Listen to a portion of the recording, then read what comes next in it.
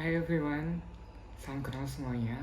Perkenalkan, nama saya Dr. Gigi Paulus and this is my first vlog.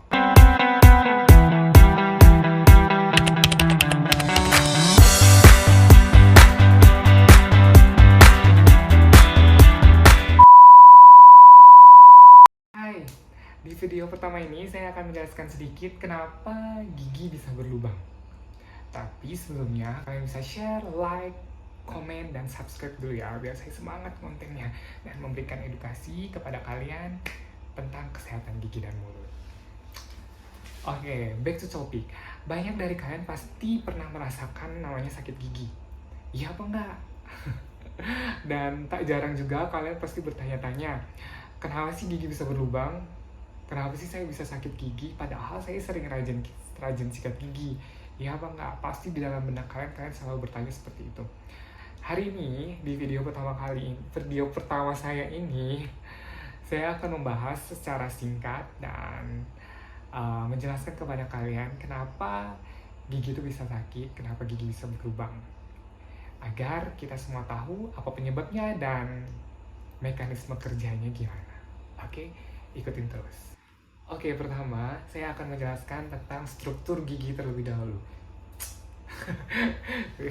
Struktur gigi, kalian bisa melihat gambar struktur gigi yang ada di atas ini. Jadi, struktur gigi itu terdiri dari tiga lapisan. Lapisan pertama kita sebutnya adalah enamel atau email.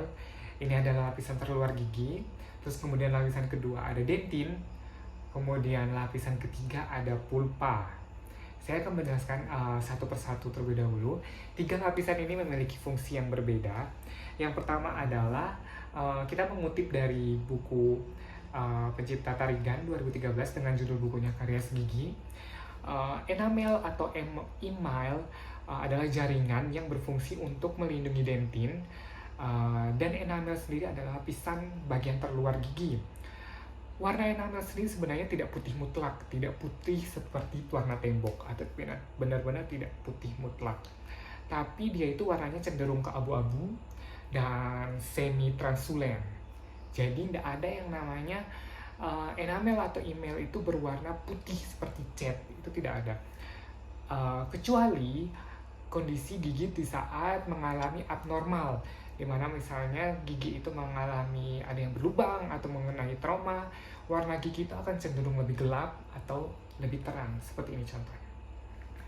Oke, kemudian lapisan kedua adalah dentin. Lapisan ini adalah lapisan yang terluas di dalam struktur gigi. Dia ini meliputi seluruh panjang gigi dari mahkota sampai ke akar gigi.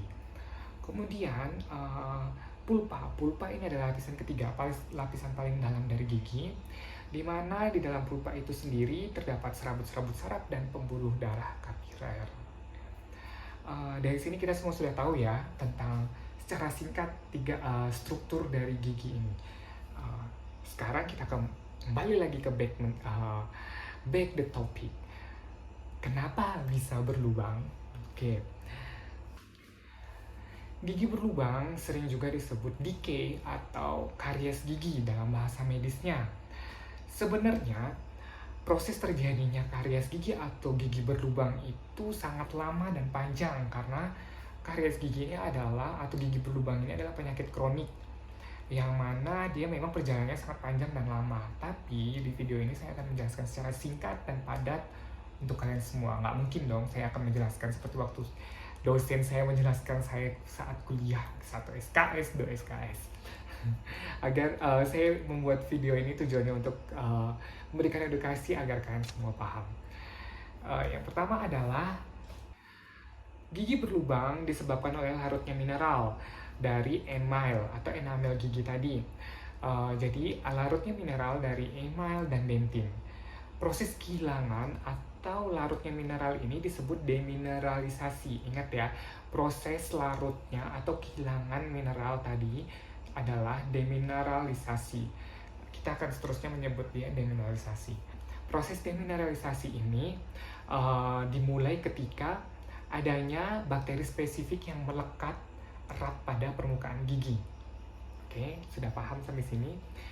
Gigi berlubang merupakan penyakit yang multifaktorial. Artinya adalah tidak hanya ada satu penyebab atau satu faktor yang menyebabkan gigi itu berlubang, tapi dia memiliki beberapa faktor atau beberapa penyebab yang menyebabkan gigi itu bisa berlubang. Di dalam kasus gigi berlubang, menurut Tarigan 2013 dengan bukunya yang berjudul Karies Gigi, 5 faktor utama penyebab gigi berlubang adalah: yang pertama, akumulasi atau kumpulan dan perlekatan plak. Kemudian yang kedua adalah frekuensi asupan karbohidrat. Yang ketiga adalah paparan frekuensi frekuensi paparan terhadap makanan asam. Kemudian faktor pelindung alami seperti air liur dan fluoride. Kemudian dan faktor elemen lainnya yang dapat mengontrol perkembangan gigi berlubang. Plak adalah lapisan tipis yang beragam jenis mikroorganisme yang menempel di sela-sela gigi atau di permukaan gigi. Secara garis besar atau secara simpelnya, plak itu adalah sisa-sisa makanan yang menempel di permukaan gigi yang tidak kita bersihkan. Biasanya plak ini akan muncul setelah 4 jam sampai 12 jam di saat setelah kita makan tanpa kita membersihkannya. Misalnya nih, kalian habis makan, terus kemudian kalian lupa untuk sikat gigi. Dalam arti kalian lupa sikat gigi. Sikat gigi itu kan 2 kali sehari ya, pagi dan malam sebelum tidur. Misalnya kita habis makan malam dan kita lupa untuk sikat gigi. Sisa-sisa makanan tadi yang sebenarnya lunak, itu tadi dia menempel di permukaan gigi ataupun sela-sela gigi, yang mana nanti dia bisa menjadi keras. Itu yang disebut plak. Nah, kumpulan-kumpulan atau sisa-sisa makanan tadi itu memiliki mikroorganisme atau bakteri. Nah, sudah paham dari sini? Nah, akumulasi plak ini nanti itu bisa meningkatkan aktivitas dari bakteri. Aktivitas apa itu? Yaitu fermentasi karbohidrat. Fermentasi karbohidrat adalah aktivitas atau kegiatan bakteri memecah karbohidrat menjadi asam organik atau glukosa. Yang mana aktivitas ini tadi, kegiatan ini itu membuat pH dalam rongga mulut atau pH permukaan gigi itu menjadi turun. Di dalam rongga mulut itu sendiri kita memiliki pH normal. Jadi jika pH itu turun, maka kondisi rongga mulut atau kondisi permukaan gigi itu menjadi asam. pH normal di dalam rongga mulut adalah pH basah. Jadi jika misalnya dia pH itu turun, maka dia menjadi asam. Paham sampai sini? Kemudian yang kedua, frekuensi asupan karbohidrat. Yang di sini adalah yang dimaksud adalah berdasarkan seringnya kebiasaan makan seseorang, bukan dari jumlah karbo yang dimakan. Jadi maksudnya adalah seberapa sering sih orang itu makan karbo, bukan jumlah karbonya yang dimakan ya. Kembali dalam penjelasan, asam yang dihasilkan oleh fermentasi dari bakteri tadi, fermentasi karbohidrat tadi, sebenarnya dia itu lemah. Tapi karena ada dukungan atau asupan dari konsumsi karbo yang sering tadi, mengakibatkan aktivitas bakteri itu akan terus-menerus. Paham nggak dari sini? Jadi misalnya bakteri itu tadi sebenarnya memecah fermentasi karbohidrat tadi menjadi asam dan gula. Dia itu sebenarnya hasilnya asamnya tuh lemah. Tapi karena kita tuh sering makan, dalam arti sering mengkonsumsi karbo, dalam arti misalnya nggak ada jedanya gitu, kita habis makan nasi, habis kemudian makan coklat, makan ini, atau makan yang merangsang terjadinya kegiatan fermentasi dari karbohidrat tadi, itu mengakibatkan bakteri itu terus-menerus bekerja. Itu yang menyebabkan aktivitas bakteri semakin pesat. Nah, oleh sebab itu faktor kedua ini sangat berpengaruh. Paham? Oke, yang ketiga adalah pajanan atau frekuensi makanan asam. Ini bisa kita dapat dari makanan, minuman, ataupun seperti soft drink, sport drink, atau jus buah yang mengandung asam. Dan yang keempat adalah faktor dari pelindung gigi alami, misalnya air liur. Jadi sedikit saya jelaskan, air liur kita ini memiliki sistem air liur kita ini memiliki sistem self cleansing atau pembersihan diri. Di saat kita berbicara, di saat kita makan, air liur itu terus berproduksi dan dia itu seperti membilas, jadi membersihkan. Cuma dalam keadaan tertentu, misalnya pasien dengan penyakit serostomia. Serostomia adalah suatu penyakit yang mengakibatkan kondisi atau cairan di dalam tubuh itu kurang, sehingga produksi air liur pun dia juga berkurang. Nah, jika produksi air liur berkurang, maka kondisi di dalam rongga mulut itu pH-nya akan turun dan menjadi asam. Nah, dari pH asam tadi, bakteri itu sangat senang sekali karena itu tadi, dia semakin pesat beraktivitas. Kemudian, contoh ada obat-obatan tertentu yang bikin kondisi mulutnya kering. Nah, mulut kering itu berarti air liurnya juga kurang berproduksi. Itu yang menyebabkan atau mendorong terjadinya faktor atau mendorong terjadinya gigi berlubang. Maksud saya seperti itu. Jadi, dapat disimpulkan, mekanismenya adalah seperti ini secara singkatnya. Plak pada permukaan gigi tadi terdiri dari bakteri yang memproduksi asam sebagai hasil aktivitasnya.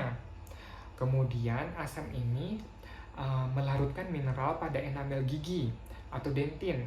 Terus kemudian jika proses ini tidak dicegah atau tidak dihentikan, maka akan terbentuklah karies gigi atau gigi berlubang. Gitu. So, kita harus apa nih? Nah, satu adalah pola diet. Dalam arti pola diet bukan berarti kita diet menurunkan berat badan. Pola diet makan adalah seperti tadi saya bilang, seperti yang saya jelaskan tadi, frekuensi asupan karbohidrat. Berarti kita tuh harus menjeda. Ada waktunya makan, ada waktunya nyemil, dan ada waktunya istirahat. Jadi tidak boleh terus-menerus untuk memakan atau memasukkan asupan karbohidrat. Selain tidak baik untuk tubuh, juga tidak baik untuk kesehatan gigi. Kemudian mengurangi konsumsi soft drink atau soft drink, sport drink atau jus buah yang asam-asam atau memiliki banyak gula. Kemudian usahakan harus minum yang cukup air putih. Kebutuhan mineral atau kebutuhan air dalam tubuh kita harus tercukupi. Kemudian setelah itu, pilihlah pasta gigi yang mengandung fluoride. Sekarang itu banyak banget kan pilihan pasta gigi. Jadi kalian bisa baca di boxnya atau di bungkusnya itu harus ada kandungan fluoride-nya. Kemudian harus kontrol cek berkala ke dokter gigi setiap 6 bulan sekali. Sekarang ini kan program pemerintah seperti BPJS itu pun sudah mengcover untuk kesehatan gigi. Jadi kalian cukup datang ke puskesmas atau pelayanan kesehatan yang bukan memadai, pelayanan kesehatan yang menerima BPJS, kemudian kalian minta untuk diperiksakan. Hal itu sangat berguna karena dalam waktu 6 bulan itu bisa saja terjadi perubahan pada rongga mulut kalian. Sehingga semakin cepat semakin baik untuk mencegah. Jika tidak dicegah, gigi yang harusnya berlubangnya di atas atau di bagian enamel itu akan terus-menerus, aktivitas bakteri itu tidak akan berhenti. Jadi dia akan terus-menerus menggerogoti sampai ke dentin. Jika sudah sampai ke dentin, dia akan terus sampai ke pulpa. Nah, jika sudah sampai pulpa, maka oleh sebab itu kalian bisa merasakan namanya sakit gigi. Tidak perlu sampai di pulpa, di bagian dentin kalian pun juga sudah bisa merasakan sakit gigi. Karena bagian kedua itu atau bagian dentin itu adalah bagian yang sensitif. Jadi sedikit aktivitas bakteri mengenai dentin, dia akan merasa ngilu atau sakit. Seperti itu. Jadi, oke, gimana penjelasan saya untuk video pertama saya ini? Saya sedikit nervous, saya sedikit gugup untuk menjelaskan untuk pertama kalinya, tapi saya butuh masukan dari kalian, apa yang perlu yang saya perbaiki, dan saya akan coba perbaiki dan akan tetap semangat ngonten. Eh, Jika kalian memiliki pertanyaan atau kalian pengen saya membahas sesuatu yang ingin kalian tahu, bisa kalian sampaikan di kolom komentar atau kirim langsung aja ke DM. Saya akan pasti merespon dan saya akan coba untuk mempelajarinya. Jadi untuk kalian semua, jangan lupa periksakan kesehatan gigi dan mulut kalian secara berkala setiap 6 bulan sekali ke dokter gigi ataupun ke pelayanan kesehatan yang lainnya untuk memeriksakan kesehatan gigi dan mulut kalian. So, see you next video. Bye bye.